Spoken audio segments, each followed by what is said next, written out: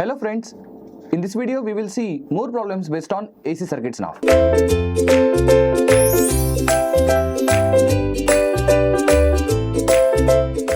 Question number 1 is now appeared on your screen.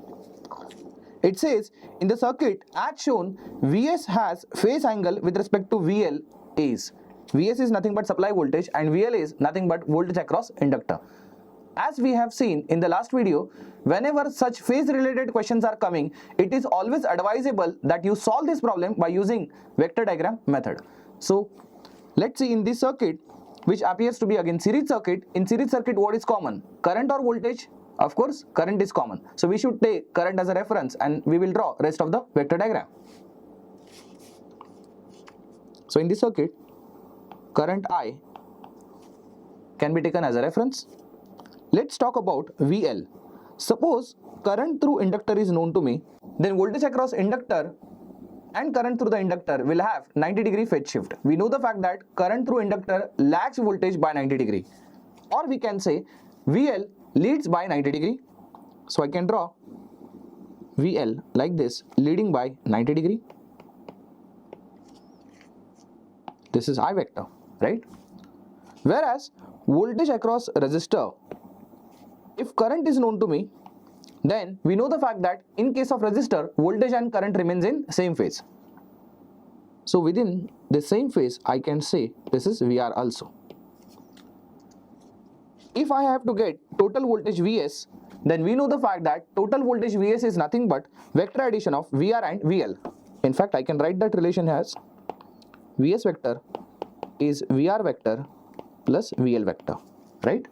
So we have VR vector also, we have VL vector also, we can add them. So adding these two vectors, I'll get final vector like this. This vector is your Vs vector. So after getting this Vs vector, what we need is Vs value with respect to VL. So what I need is this angle, right? I need this angle. Let's say this angle is alpha. Otherwise, can I say Vs is actually total voltage and I is total current? We know the fact that if total voltage and total current had some phase relation, which is nothing but 5, this 5 is nothing but your impedance angle.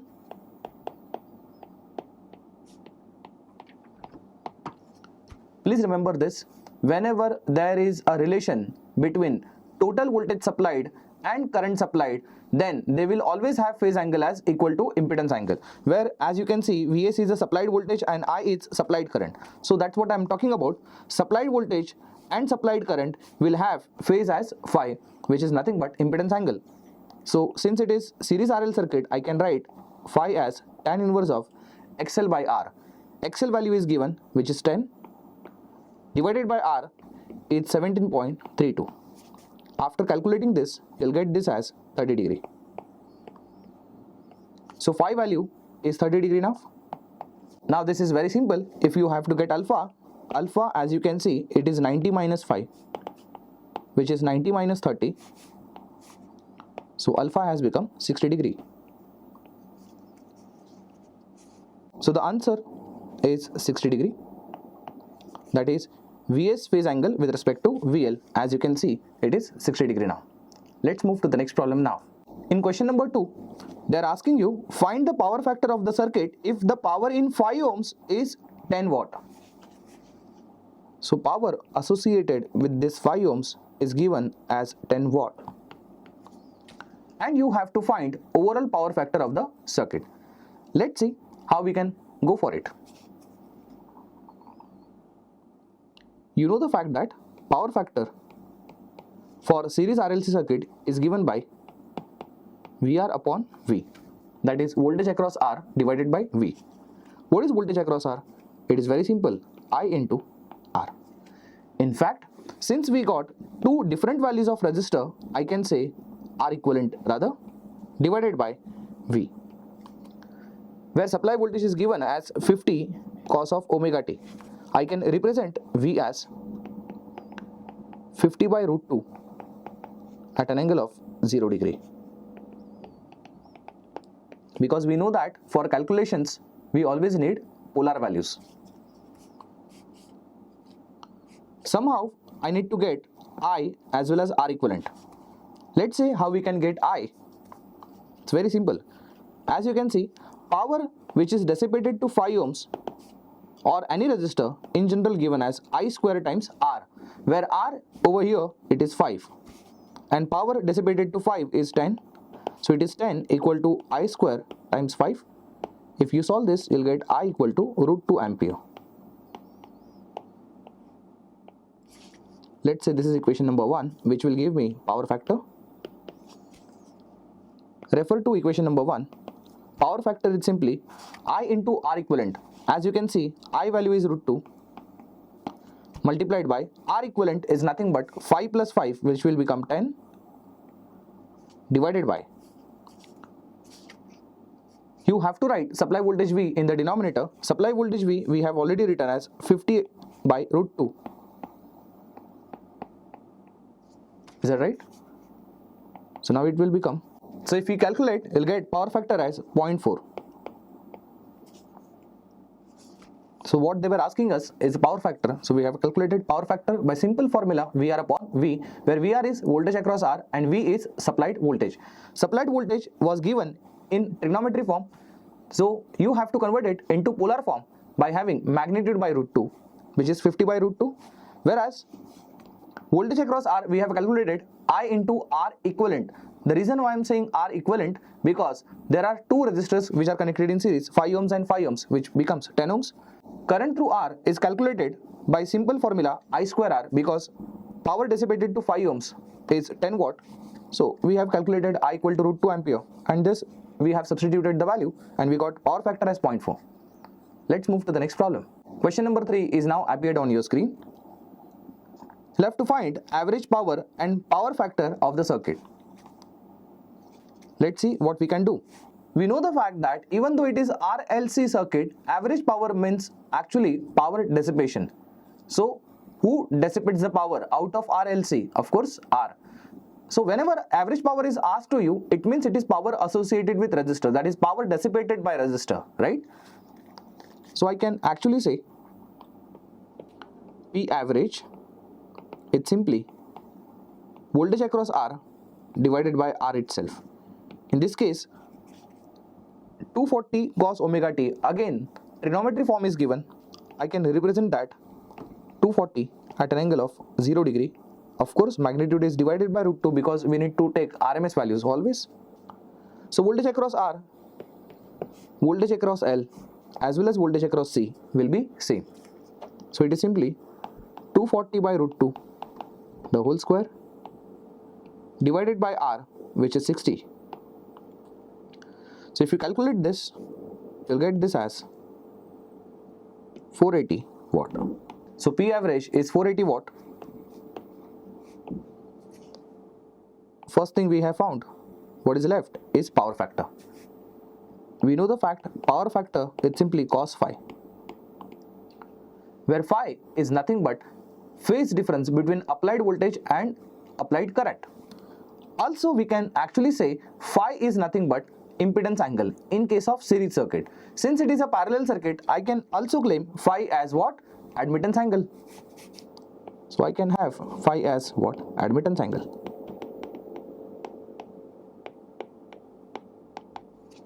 Admittance can be calculated like this: Y equal to G plus J. It is BC minus BL.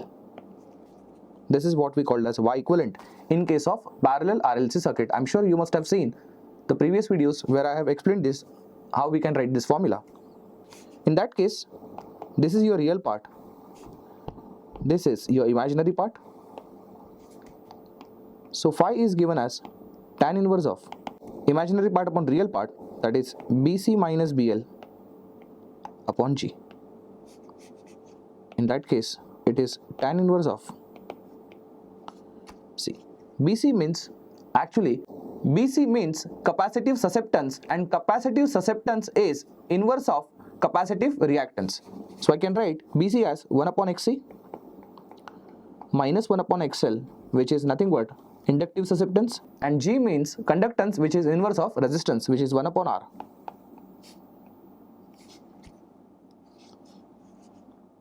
Therefore, phi is tan inverse of 1 upon xc is 1 upon 80 minus 1 upon xl is 1 by 40 whole divided by 1 by 60. So if we calculate 5, and therefore I can now write power factor, it's simply cos phi, which is cos of minus 36.86 degree, which comes out to be 0.8. Now we need to decide whether this power factor is leading or lagging. Let's see how we can decide. We'll go back to the question and we will try to figure it out whether this power factor is leading power factor or lagging power factor. Leading power factor or lagging power factor can be determined just by observing the values of XL and XC in case of parallel circuits. As you can see, XL value is 40 and XC value is 80. It means, what do you think? Through inductor it will be a more current, or through capacitor it will be a more current? As you can see, XL is lesser as compared to XC. See, XL is lesser as compared to XC. It means a minimum resistance is followed by inductor, whereas maximum resistance is followed by capacitance as compared to inductor. It means because of the less resistance offered by inductor, more current will flow through the inductor, whereas lesser current will flow through capacitor as compared with inductor. It means who is dominant in terms of current is of course inductor. If inductor is dominant, we know the fact that in case of inductor, current lags, and therefore we can say power factor is a lagging power factor. So power factor that we have is a lagging power factor. Since XL value is lesser than XC, it means current through L will be definitely greater than current through capacitor, that is magnitude wise. So I'm sure you have understood this problem. We'll move to the next problem now. Question number 4 is now appeared on your screen. It says, for an electrical circuit, V of t is 160 cos of 100t plus 10 degree volt and I of t is 5 cos of 100t minus 20 degree. Find all powers. When they say find all powers, it means they want all types of power, that is active power, reactive power and apparent power. So we need to find all power means P, Q as well as S. P is active power, Q is reactive power and S is apparent power. If you have seen previous videos, I have given a brief about this classification of powers. In case if V of t and I of t is given in sinusoidal form, I can directly get S like this. S, that is reactive power, is nothing but V I conjugate. We'll understand what is exactly meant by this. We need to write V as well as I in their polar forms. So now try to get polar form for this. What we can write V as? I'm sure you know magnitude can be written as RMS value at an angle. As you can see, phase angle is 10 degree multiplied by, let's write current value, which is 5 by root 2 at an angle of minus 20 degree. But here we are taking conjugate of I. So now you'll understand what is exactly meant by conjugate here. Whenever for any polar value, whenever you take conjugate value, the magnitude remains unaffected but angle becomes exactly reverse. Meaning if the angle is positive, conjugate becomes negative, and if the angle was negative, the conjugate becomes positive. In this case, I can write this as 160 by root 2 at an angle of 10 degree multiplied by 5 at an angle of root 2. As you can see, the magnitude remains unaffected, but angle which was minus 20 degree now becomes positive 20 degree. Is that right? So if you solve this, you'll get 400 at an angle of 30 degree. This is the value of S, which is 400 at an angle of 30 degree. Now we will see how to deal with this. S is 400 at an angle of 30 degree. In fact, I can write S as 400 cos of 30 plus j 400 sine of 30. This is how we actually do polar value to rectangular value conversion. I'm sure you remember this. Just for your reference, I'm reminding you. If the polar form is given to me, rectangular value is given as r cos phi plus j r sin phi. This is the real value and this is the imaginary value. So let's go ahead in solving this. S is 400 cos of 30 is equal to 346.41 plus j 200. So our aim was to convert S into rectangular form and we have converted it. And you know what? After comparing this with standard form, S is equal to P plus minus JQ. So by comparing real and imaginary part, I can say P is simply 346.41 watt. Q is 200 volt ampere reactive. And S is, you should always take a magnitude for S. As we have seen, S we already had this in polar form, but only magnitude is important. So magnitude is 400. So I'll say 400, that is volt ampere. So now we have solved for all powers, that is P, Q as well as S. I'm sure you have understood this problem. Let's move to the last problem now. Find reactive power for the circuit. So you know the fact that reactive power is nothing but Q, which is VI sine phi. Again, to have Q, we should know voltage, current, that is Vrms, Irms as well as phi. In case of series RLC circuit, phi is nothing but again impedance angle. So phi is impedance angle. Impedance angle for series RLC circuit is tan inverse of XL minus XC divided by R. Phi is tan inverse of. As you can see, you have to compare this with JXL and compare this with minus JXC. So after comparison, you will come to know the coefficient of J is 15. So XL is 15 ohms. Whereas coefficient of minus J is XC. So XC is also 15 ohms.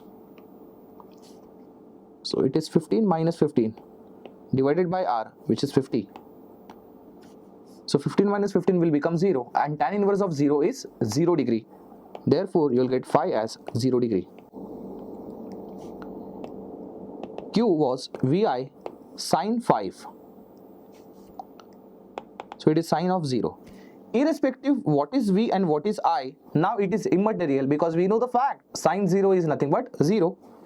Therefore, Q is 0 volt ampere reactive, which is nothing but option C. So if the concepts are clear, one can actually solve this problem only by observation. That is, if XL value and XC value are same, we know the fact that circuit is under resonance. If the circuit is under resonance, it is purely resistive. Circuit is under resonance, therefore imaginary part equal to 0, meaning that there are no imaginary component. It means there is no question of having reactive power. So reactive power as it is become 0. Thank you.